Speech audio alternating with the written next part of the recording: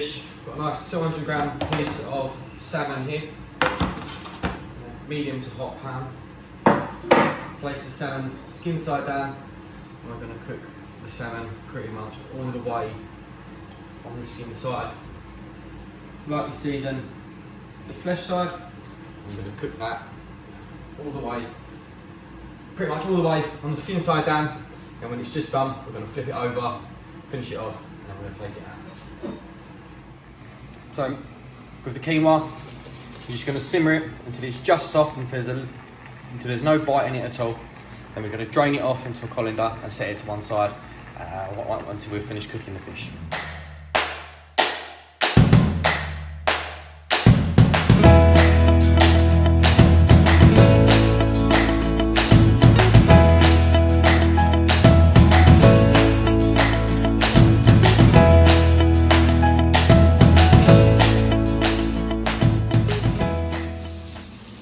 Once you've got the fish nice and seared off and golden all the way round, you give it another couple of minutes in the pan just to make sure it's cooked all the way through. In the meantime, stick another pan of boiling water on. Use the same pan that you've used to cook your quinoa. Pop that on and bring that up to the boil, and you're going to use that just to lightly cook the asparagus before we put it into the saucepan. Before we put it into this frying pan. So what we're going to do now is make sure the fish is all nice and golden all the way around. Give it a little squeeze if it still feels like it's a little bit raw in the middle. Just leave it in the pan for a couple more minutes. Just keep turning it so you don't get it too dark on one side. And then once this salmon's nice and cooked, we're going to pop it on a plate over there, leave it to rest. And then in this same frying pan, we're going to put the onions and the quinoa. And then once the asparagus is cooked, we'll drain that off, add that to the pan, then the cherry tomatoes, mix it all together, give it a nice season, and then it'll be done.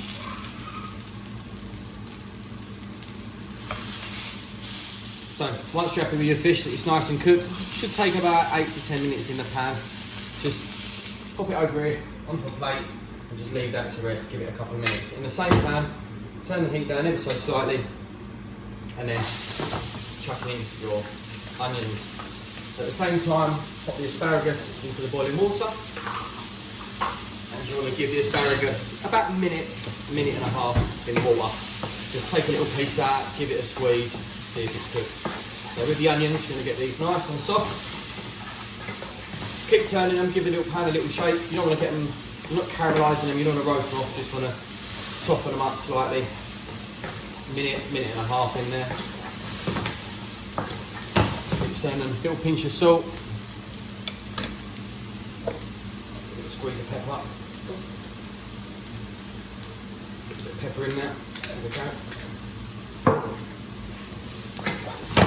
keep turning them around. You'll see they start to go a little bit translucent, they'll soften up. Again, you don't want to caramelise them, you don't want to get any colour on them, you just want to get them nice and soft.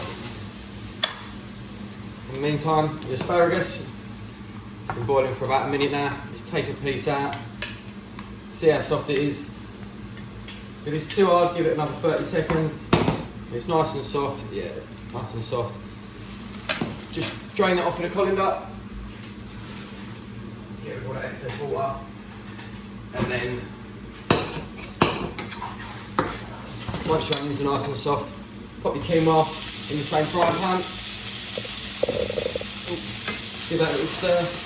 Get that mixed into the onions.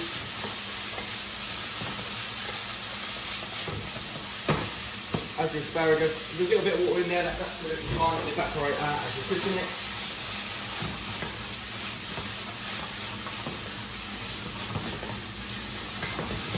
Again, give it a little taste. Check the sodium, a little bit more salt, a little bit more pepper.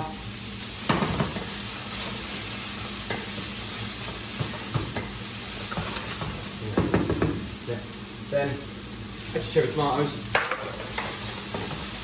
Stir it in nicely. Give it another minute, 30 seconds. Get the tomatoes nice and soft. Again, give it another little season. At this stage, if you want to add anything else, like you can add some pumpkin seeds, some sesame seeds, anything like that. If you want to jazz it up and make it your own, that'd be absolutely fine.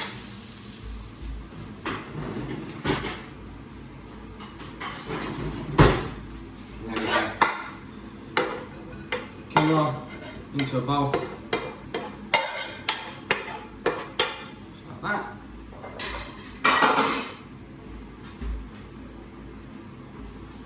Put the salmon on top. Little squeeze of lemon. Got lemon.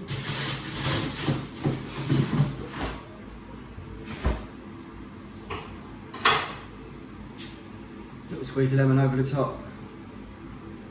Job done. There we go. So, salmon, quinoa, asparagus, tomato, onion.